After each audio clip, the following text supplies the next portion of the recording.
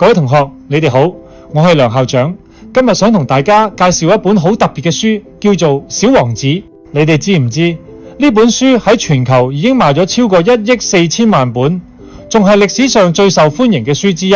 但係雖然呢本書表面睇係一本兒童書，其實連大人睇咗都會深深吸引，因為呢個故事唔單止好有趣，仲好感動，充滿智慧。而家我就帶大家一齊嚟認識下呢本神奇嘅書啦。小王子嘅故事係咁樣嘅，主角係一位住喺星星上邊嘅小王子，佢住嘅星球好細好細，細到只可以放喺一朵玫瑰花同埋3座細細嘅火山。小王子每日嘅生活好簡單，佢會照顧佢嗰朵玫瑰花，清理火山，仲要拔走會搶好大嘅猴麵包樹苗。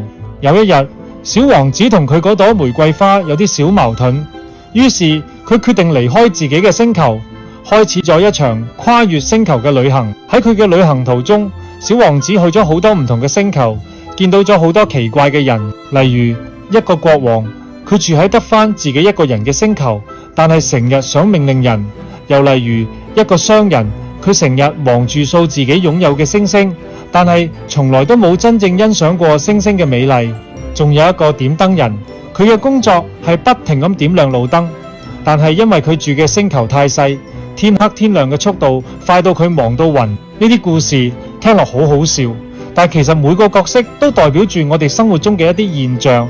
比如有啲人做嘢忙到唔記得休息，或者有啲人擁有好多嘢，但係唔懂得珍惜。你哋覺得呢啲角色有趣嗎？最後，小王子嚟到咗地球，喺度佢遇到咗一隻小狐狸。呢隻狐狸教咗佢一個好重要嘅秘密，就係真正重要嘅嘢係眼睛睇唔到嘅，只有用心先至睇得清。呢句說話聽落好深奧，但係如果你細心諗下，你就會發現佢講緊嘅係我哋生活中好多美好嘅事物，例如愛、友誼同埋關心。呢啲雖然睇唔到，但係最珍貴嘅。除咗感人嘅故事，小王子入邊嘅插圖都好特別。你哋知唔知呢啲畫全部都係作者自己畫嘅？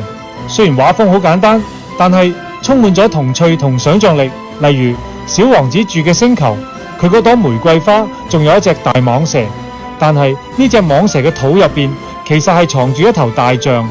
如果你想知道呢幅畫背後嘅故事，就一定要親自去睇呢本書啦。同學們，呢本小王子唔單止係一個充滿冒險嘅故事，仲會令我哋諗下究竟乜嘢先係人生中最重要嘅嘢。呢本書又有趣又感人，仲充滿智慧，係一本適合所有年齡人睇嘅經典作品。所以快啲嚟圖書館借呢本書啦，同小王子一齊踏上一段驚喜滿滿嘅星際旅行，認識一下嗰啲奇妙嘅角色，發現埋嗰啲藏喺故事入面嘅秘密。我相信呢本書一定會成為你最中意嘅故事之一。多謝大家，希望你哋中意小王子，享受呢段奇妙嘅閱讀旅程。